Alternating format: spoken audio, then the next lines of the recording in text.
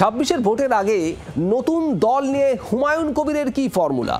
কোনো দলের বিধায়ক ভাঙিয়ে প্রার্থী করব না, টিকিট দেব না কোনো দলের বিধায়ক ভাঙিয়ে, অন্য ধর্মনিরপেক্ষ দল থেকে ভালো মুখ বেছে নেব, বিজেপি তৃণমূলকে জব্দ করব, সিদ্দিকুল্লাহকেও পরে বুঝে নেব বলছেন হুমায়ুন কবির। জি24 ঘন্টায় এক্সক্লুসিভ হুমায়ুন কবির। নন্দীগ্রাম এবং ভবানীপুরেও প্রার্থী দেবেন এমনটাও বলছেন হুমায়ুন কবির। কংগ্রেস, সিপিএম, মিমের মধ্যে থেকেও প্রার্থী বেছে নেবেন। জি24 ঘন্টায় এক্সক্লুসিভ ভরতপুরের বিধায়ক হুমায়ুন কবির। 26-এর আগে নতুন দল নিয়ে হুমায়ুন কবিরের এই ফর্মুলা একেবারে এক্সক্লুসিভ জানিয়েছেন জি24 ঘন্টাকে। 22শে ডিসেম্বর নতুন দলের ঘোষণা করবেন, আগেই একথা জানিয়েছেন হুমায়ুন কবির।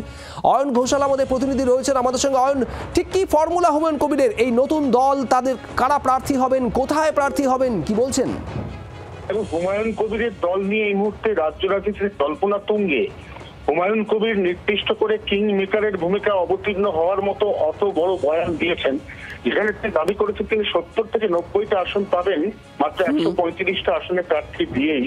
অর্থাৎ তিনি তার সাফল্যের হারকে 65%-এরও বেশি বলে এখন থেকে আত্মবিশ্বাস ব্যক্ত করেছেন।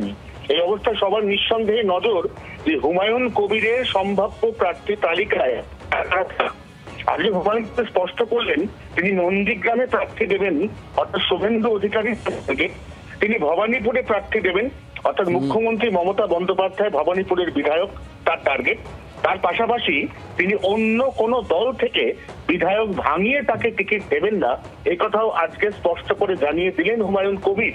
এক্ষেত্রে বিকল্প হিসেবে তিনি একাধিক দলের রেফারেন্স টানলেন, যার মধ্যে রয়েছে মার্কসবাদী কমিউনিস্ট পার্টি, যার মধ্যে রয়েছে ইন্ডিয়ান ন্যাশনালিস্ট কংগ্রেস, যার মধ্যে রয়েছে মিম।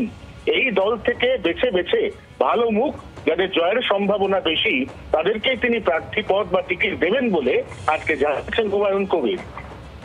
অয়ন, ধন্যবাদ। জি24 ঘন্টা একেবারে এক্সক্লুসিভ বলেছেন হুমায়ুন কবির। তার ঠিক কি বক্তব্য শুনুন।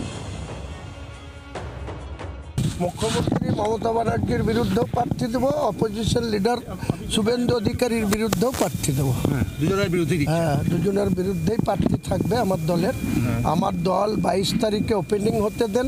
দলের এজেন্ডা কি? সেকুলার দল এবং সবাইকে নিয়ে বাংলার উন্নয়ন করার স্বার্থে এই দল গঠন হচ্ছে। আগামী দিনে আমি বিজেপিকেও ক্ষমতায় আসতে না দেওয়ার জন্য আমার টার্গেট, এবং তৃণমূলকেও ক্ষমতাচ্যুত করা আমার মেন উদ্দেশ্য। বাংলার আওয়াজ, বাঙালির আবেগ, জি24 ঘন্টা।